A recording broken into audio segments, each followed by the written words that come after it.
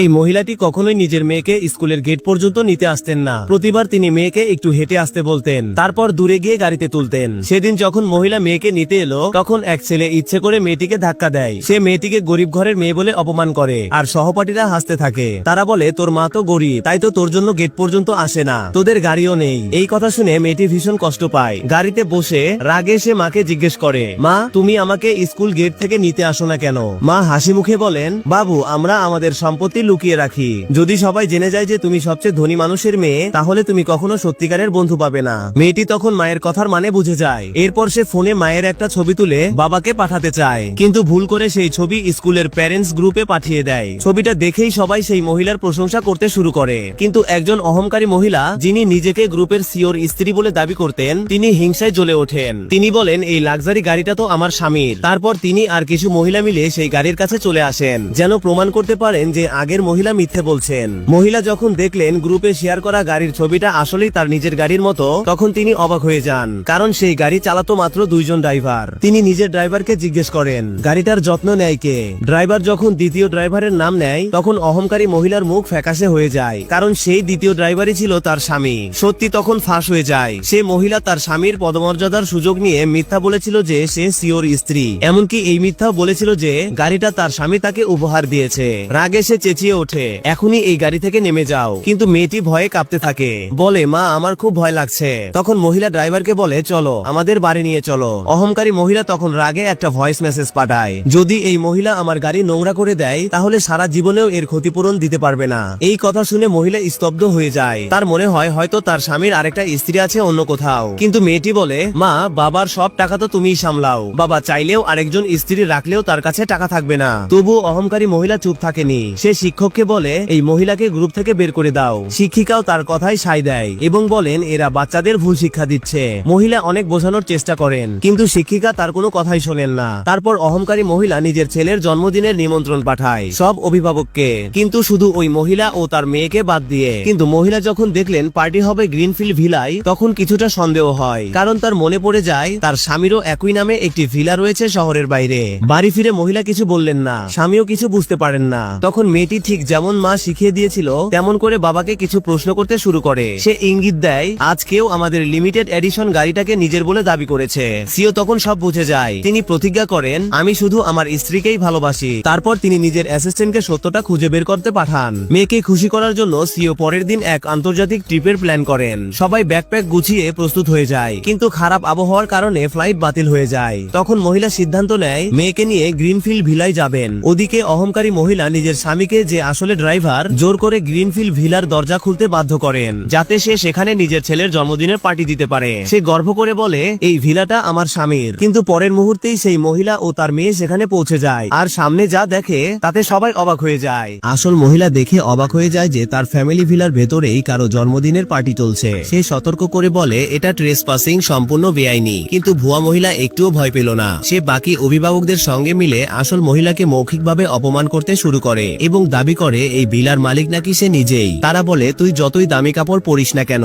তোকে হাই সোসাইটির মানুষ মনে হয় না। তারপরই তাকে সঙ্গে সঙ্গে বেরিয়ে যেতে বলে। ঠিক তখনই ভুয়া মহিলার ছেলে আসল মহিলার মেয়েকে মিথ্যাবাদী বলে অপমান করে এবং বলে সে তার জন্মদিনের পার্টিতে থাকার যোগ্য নয়। ক্লাসমেটরা যখন মেয়েটাকে নিয়ে হাসাহাসি শুরু করে, তখন আসল মহিলা বুঝে যায় ক্লাসেও তার মেয়েকে নিয়ে বুলিং করা হয়। রাগে আসল মহিলা নিজের ডায়মন্ড রিং খুলে সেই ছেলেটাকে শিক্ষা দিতে যায় যে তার মেয়েকে বুলিং করেছিল। ঠিক তখনই আরেকজন অভিভাবক এসে বলে মেয়েটা বুলিং এর শিকার হচ্ছে, এটা নাকি তার নিজেরই দোষ। কথা শুনে আসল মহিলার রাগ চরমে উঠে যায় এবং সে ওই অভিভাবককে চড় মারে। আরেক অভিভাবক চেঁচিয়ে ওঠে, দেখো অন্যের ভিলায় এসে মারামারি করছে। সে ভুয়া মহিলাকে বলে সিকিউরিটি গার্ড ডাকতে, যাতে আসল মহিলাকে বের করে দেওয়া যায়। আসল মহিলা প্রথমে ভেবেছিল সিকিউরিটিকে জিজ্ঞেস করেই সত্যটা সামনে আনবে, কিন্তু সিকিউরিটি গার্ডদের দেখেই সে বুঝে যায় এরা আসল গার্ড নয়। সে খেয়াল করে এই ইউনিফর্মগুলো সে যে বিদেশি কর্মীদের হায়ার করেছিল তারাই ডিজাইন করেছিল, অর্থাৎ ভুয়া মহিলা বাইরে থেকে সিকিউরিটি ডেকে এনেছে। কিন্তু বাকি অভিভাবকরা ভুয়া মহিলাকেই আসল মালকিন ধরে নেয় এবং আসল মহিলার বিরুদ্ধে সিওর স্ত্রীকে বদনাম করার অভিযোগ তোলে। নিজের মিথ্যা ঢাকতে ভুয়া মহিলা সিকিউরিটি গার্ডদের আসল মহিলার উপর হামলা করতে নির্দেশ দেয়। তখন আসল মহিলা হঠাৎ চিৎকার করে বলে, থামো। সে জানায় এই ভিলাটা সিওর বোন ম্যানেজ করে, তাই সে নিজেই তাকে ফোন করবে। কিন্তু ফোন করতেই কল লাগলো না।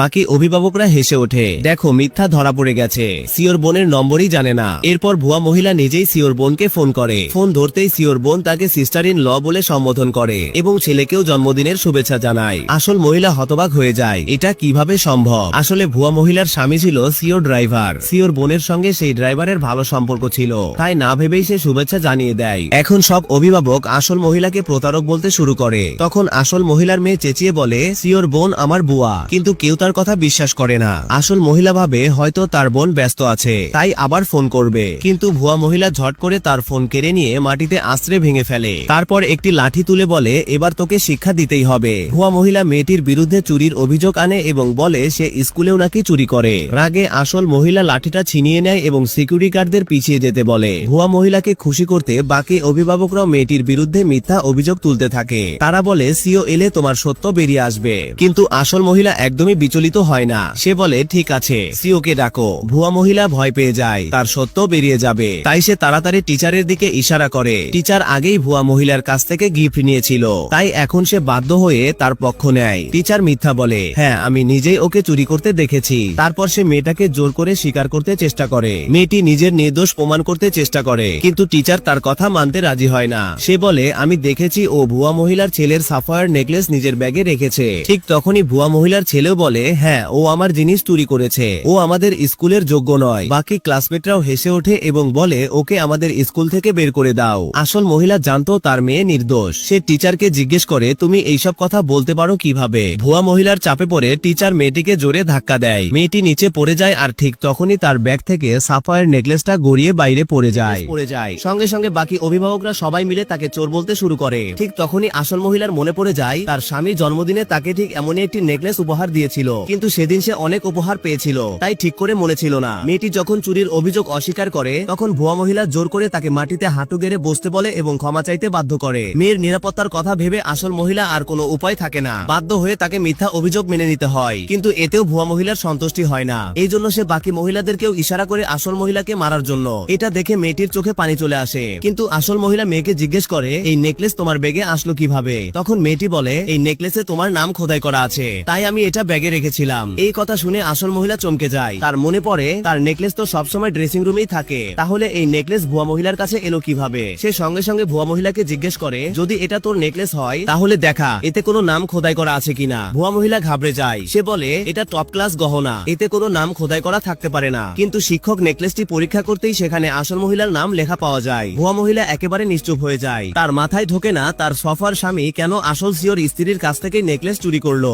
এবার প্রমাণ হাতে পেয়ে আসল মহিলা সরাসরি অভিযোগ করে ভুয়া মহিলা এবং তার সফার স্বামী একসঙ্গে মিলে তার গাড়ির চাবি আর নেকলেস চুরি করেছে। এরপর সে প্রশ্ন করে, তোদের দুজনের আসল সম্পর্ক কি? ভুয়া মহিলা ভয়ে বলে, আমি এই সফরকে চিনি না। ঠিক তখনই তার ছেলে বলতে চাচ্ছিল সফারেরই তার বাবা, কিন্তু ভুয়া মহিলা ঝট করে তার মুখ চেপে ধরে। তারপর সবার সামনে ঘোষণা করে, আমার স্বামী সিও, এই ভিলা আর গাড়ি সব তার নামে, আর নেকলেসটা এই মেয়েটাই চুরি করে নিজের নাম খোদাই করিয়েছে। এই কথা শুনে বাকি অভিভাবকরা আবার আসল মহিলাকে দোষ দিতে শুরু করে। তারা বলে এত দামি নেকলেসের নাম খোদাই করে একে নষ্ট করে ফেলেছে। ভুয়া মহিলা হাসতে হাসতে বলে, এটা তুই কেনার সামর্থ্যই রাখিস না, কিন্তু এত পছন্দ হলে নিয়ে নে। আসল মহিলা নেকলেস নিতে হাত বাড়ালে ভুয়া মহিলা সেটাকে মাটিতে ফেলে দেয়। আসল মহিলার কাছে নেকলেসের চেয়েও নিজের সম্মান বেশি গুরুত্বপূর্ণ ছিল, কিন্তু সেটা তার স্বামীর দেওয়া উপহার ছিল, তাই সে নিচু হয়ে তুলতে যায়। ঠিক তখনই ভুয়া মহিলা তার হাতের উপর পা দিয়ে চেপে ধরে বলে, তোর স্বামী তো একটা সাধারণ শ্রমিক, আমি চাইলে এটা ফেলে দিতে পারি, কিন্তু তোকে কখনোই দেব না। মায়ের আহত আঙুল দেখে মেয়েটির চোখে পানি চলে আসে। সে সঙ্গে সঙ্গে নিজের স্মার্ট ওয়াচ দিয়ে বাবাকে কল করে, কিন্তু ভুয়া মহিলার ছেলে ঘড়িটা মাটিতে ফেলে দেয়। তখন সবাই ঠাট্টা করে হাসতে থাকে। তারা বলে, তোর বাবা এলেও কি করবে, সে তো এক সাধারণ কর্মচারী। কিন্তু সিও ফোনের ওই পার থেকেই সবই শুনে ফেলেছিল।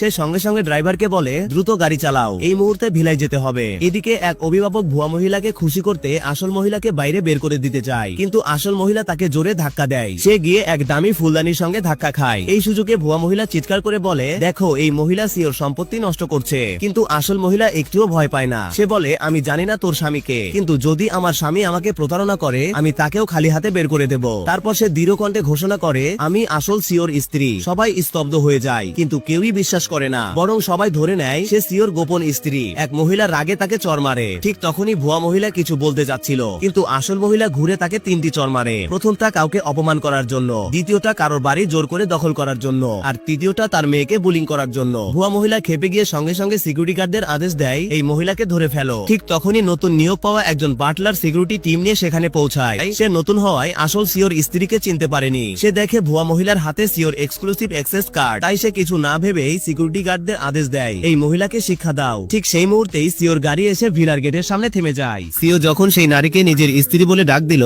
তখনই সবাই বুঝে গেল আসল গন্ডগোলটা কোথায় ছিল। যেই মহিলা এতক্ষণ নিজেকে সিওর স্ত্রী বলে দাবি করছিল, সে আসলে একজন ভুয়া। সে সিওর স্ত্রী সেজে তার বিলাসবহুল গাড়ি আর বিশাল ম্যানশন দখল করে রেখেছিল। সত্য প্রকাশ পেতে টিচার সঙ্গে সঙ্গে পরিষ্কার করে বলল, এই ভুয়া মহিলা সিওর মেয়ের ওপর চুরির মিথ্যা অভিযোগ এনেছিল। এরপর টিচার সেই ব্রেসলেটটা দেখালো যেটা ভুয়া মহিলা তাকে দিয়েছিল। সিও এক নজরেই চিনে ফেললো এটা সেই ব্রেসলেট যেটা সে একসময় নিজের স্ত্রীকে গিফট করেছিল। কিন্তু তখন সবার মনে একটাই প্রশ্ন, ভুয়া মহিলা এত সহজে বিলাসবহুল গাড়ি, ব্রেসলেট আর ম্যানশনের দরজা কিভাবে খুললো? ভুয়া মহিলার স্বামীর পরিচয় প্রকাশ হতেই আসল সত্য বেরিয়ে এলো। সে আসলে সিওর মায়ের ড্রাইভার। নিজের স্ট্যাটাস দেখানোর জন্য সে গাড়ি আর ম্যানশন চুরি করেছিল, আর তার স্ত্রী নিজেকে সিওর স্ত্রী বানিয়ে ঘুরে বেড়াচ্ছিল। শেষমেশ আসল সিওর স্ত্রী সবাইকে সামনে এনে ভুয়া মহিলাকে এক্সপোজ করলো। কিন্তু তখন গল্পে এলো নতুন এক টুইস্ট। ড্রাইভার নিজেই সব চুরির দায় নিজের ঘাড়ে নিয়ে নিল, বলল তার স্ত্রীর এতে কোনো দোষ নেই। তবুও পুলিশ দুজনকেই গ্রেপ্তার করে নিয়ে গেল। শুধু তাই নয়, টিচার আর বাকি অভিভাবকদেরও অন্যের প্রপার্টি ক্ষতি করার অভিযোগে পুলিশ নিয়ে গেল।